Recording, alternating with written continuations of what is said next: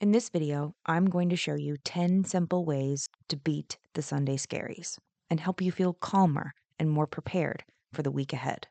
Most people have experienced the Sunday scaries at least once, some of us a little more frequently. It's that anxious feeling at the end of the weekend, just before the work week begins, when we start thinking about meetings, assignments, traveling, and suddenly the weekend doesn't feel very relaxing anymore.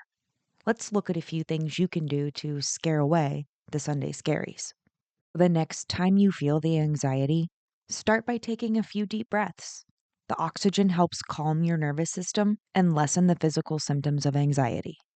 It might help to get a few things done to prepare for Monday morning and get them off your mind for the rest of the weekend.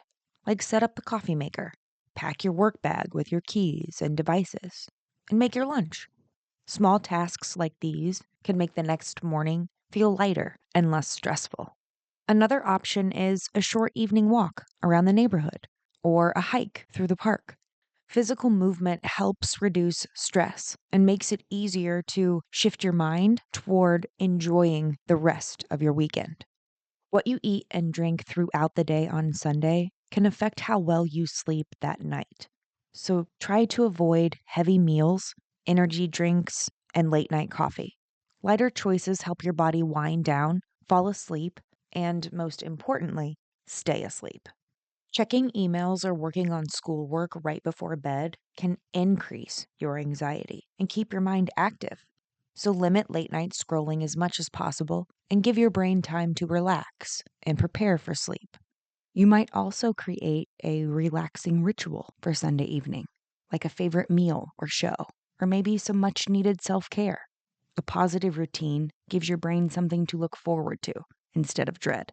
Another option is to just do something you enjoy.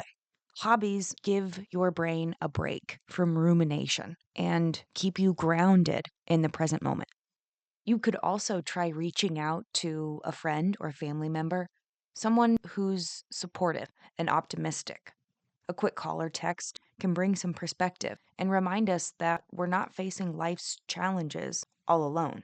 Another suggestion is to reframe the way you think about your week. Instead of focusing on what you're dreading, write down something you're looking forward to. Even small things can help shift your perspective toward a more positive outlook. And my final recommendation is to be kind to yourself.